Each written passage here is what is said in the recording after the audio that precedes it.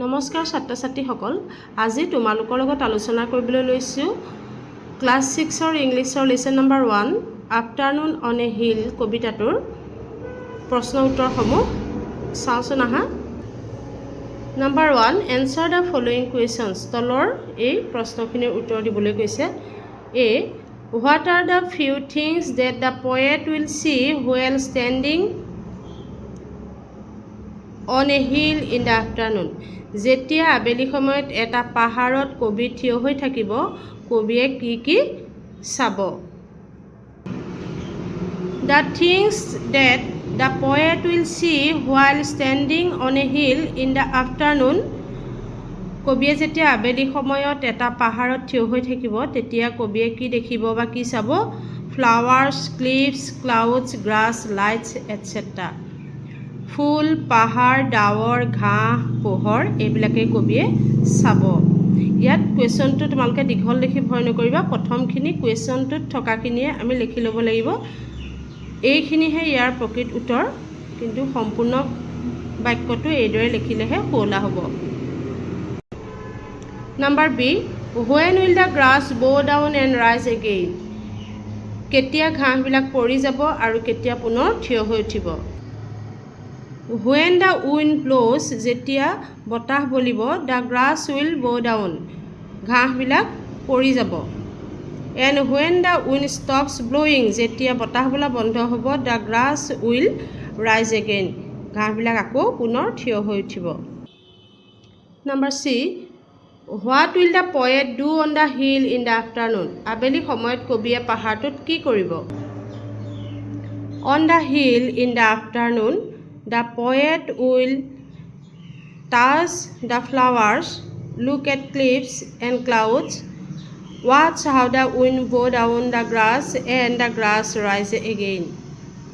আবেলি সময়ত কবিয়ে পাহাৰটোৰ ওপৰত ফুলবিলাক চুই চাব, পাহাৰ চাব, ডাৱৰ চাব, বতাহত কিদৰে ঘাঁহবিলাক পৰি যাব আকৌ উঠি যাব, অৰ্থাৎ ঘাঁহবিলাক হালি জালি থাকিব, সেয়া চাব।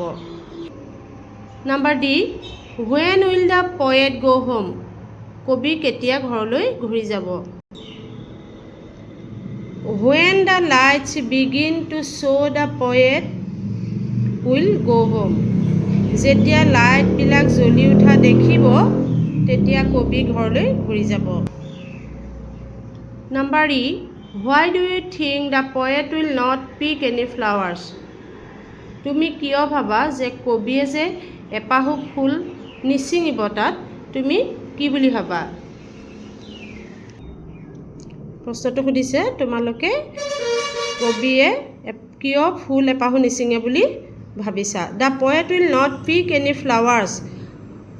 কবিয়ে এপাহু ফুল নিচিঙে বিকজ কাৰণ আই থিংক মই ভাবোঁ দ্য পয়েট লভছ নেচাৰ।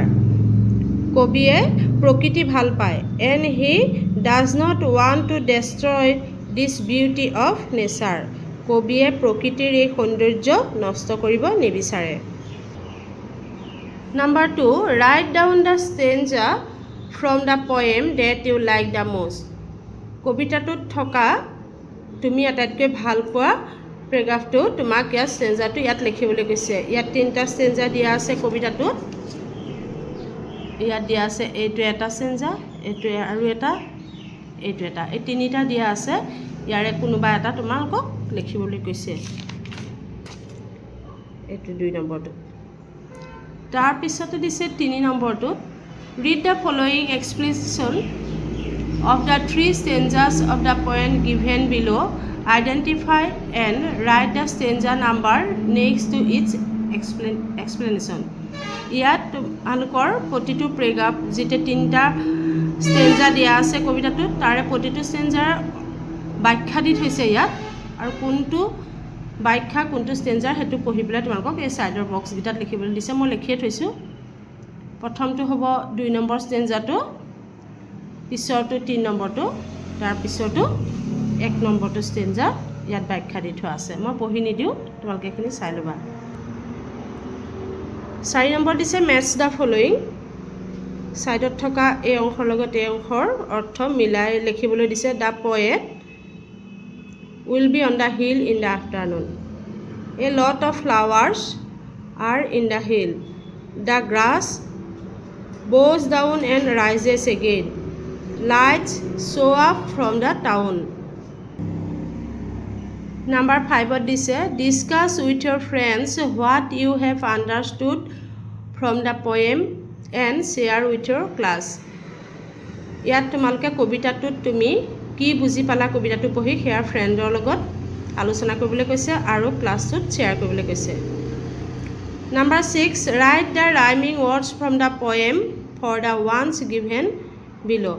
তলত দিয়ে এই শব্দকেইটাৰ ৰাইমিং ৱৰ্ড লিখিবলৈ কৈছে। ৰাইমিং ৱৰ্ড মানে তোমালোকে জানাই ইয়াৰ শেষত থকা শব্দটোৰ মিল থকা শুনিবলৈ একেসুৰীয়া আৰু শেষত থকা শব্দবিলাকৰ শেষৰ আখৰকেইটা মিল থকা শব্দ পয়েমটোৰ পৰা বাছি উলিয়াই ইয়াত লিখিবলৈ দিছে। পয়েমটোত কি আছে ব্ৰাউনৰ ৰাইমিং ৱৰ্ড হ'ব টাউন আৰু ডাউন এইকেইটা পয়েমত আছে। ইয়াৰ পিছতে দিছে স্কাইছৰ ৰাইমিং ৱৰ্ড দুটা লিখি দিওঁ। স্কাইছৰ ৰাইমিং ৱৰ্ড হৈছে আইজ আৰু ৰাইজ। ৰানৰ ৰাইমিং ৱৰ্ড হৈছে ওৱান আৰু sun. Number 7 read the following phrases from the poem. পয়েমৰ কেইটামান ফ্ৰেছেছ দিছে ইয়াত cliffs and clouds, watch and wind, mark which must be mine. ইয়াত কি কৈছে প্ৰতিটো ৱৰ্ডৰে প্ৰথম আখৰটো চিৰে ব্যৱহাৰ হৈছে। ইয়াত দুটা ৱৰ্ড দিছে দুটা চিৰে আৰম্ভ হৈছে। ইয়াত তেনেকৈ ডাব্লিউৰে আৰম্ভ হৈছে। ইয়াত এমেৰে আৰম্ভ হোৱা শব্দৰ সমষ্টি এইবিলাক। Here the poet has used a literary device called alliteration for special effect. বিশেষ ধৰণৰ এটা শুনিবলৈ সুৰীয়া হ'বৰ কাৰণে কিছুমান সাহিত্যত শব্দ ব্যৱহাৰ কৰে যিবিলাক শব্দত কনচনেণ্টবিলাক একেটা কনচনেণ্ট মানে তোমালোকে নিশ্চয় জানা আমাৰ 26টা ইংলিছত আখৰ আছে। 26টাৰে 5টা হৈছে ভাৱেল বাকীখিনিক আমি কনচনেণ্ট বুলি কওঁ। এতিয়া ধৰা যিকোনো এটা কনচনেণ্ট ইয়াত চি কনচনেণ্ট লৈছে সেই চিটোৰে দুইটা শব্দৰ প্ৰথম আখৰটো ব্যৱহাৰ কৰিছে শুনিবলৈ সুৱলা হ'বৰ কাৰণে ক্লিপছ এণ্ড ক্লাউডছ চিৰে আৰম্ভ হৈছে দুটা শব্দ। তেনেকৈ ৱাটছ এণ্ড উইণ্ড ডাব্লিউ আৰম্ভ হৈছে একেটা কনচনেণ্টৰে যেতিয়া দুটা বা তাতোধিক শব্দ লগ লাগি সুৰীয়া শব্দ হয় সেইটোৱে হৈছে এলিটাৰেশ্যন। তেনেকৈ তোমালোকক ইয়াত আৰু এটা দি থৈছে উদাহৰণ টল টাৱাৰ্ছ টি একে। তেনেকৈ তোমালোককো কেইটামান লিখিবলৈ দিছে আমি লিখোচোন চাওঁ। ইয়াত দিছে টল টাৱাৰ্ছ আমি দিছোঁ red rose green grass big ball. Number 8 A I will be the gladest thing under the sun. এইটো কবিতাটোৰ পৰা এটা অংশ ইয়াত তুলি দিছে। These two lines from the poem say that nature gives happiness to poet. ইয়াত কি কৈছে কবিয়ে নিজকে সূৰ্যৰ তলত থকা এই পৃথিৱীখনত তেওঁ আটাইতকৈ সুখী বুলি কৈছে। ইয়াত তেওঁ প্ৰকৃতিয়ে তেওঁক দিয়া আনন্দৰ কথা কৈছে। Beside happiness আনন্দৰ বাহিৰেও নেচাৰ গিভ আছ এ লট অফ আদাৰ থিংছ আমাক প্ৰকৃতিয়ে আৰু বহুতো বস্তু দিছে। অকল ফূৰ্তি বা আনন্দ বাহিৰেও প্ৰকৃতিয়ে আমাক বহুত বস্তু দিছে। Right down a few ছাচ things কেইটামান বস্তু তেনেকুৱা ইয়াত লিখিবলৈ দিছে। প্ৰকৃতিয়ে আমাক দিয়া কেইটামান বস্তুৰ নাম লিখিবলৈ দিছে। এতিয়া আমি লিখিছোঁ কি ৱাটাৰ পানী আমি প্ৰকৃতিৰ পৰা পাওঁ, এয়াৰ বায়ু, ফুড খাদ্য। ইমানেই কুৱেশ্যন এনচাৰ এতিয়া দিলোঁ। ভিডিঅ'টো দীঘল হোৱাৰ বাবে ইয়াৰ পিছৰখিনি কুৱেশ্যন এনচাৰ পিছৰ ভিডিঅ'ত দিম, তোমালোকে চাই ল'বা। Thank U.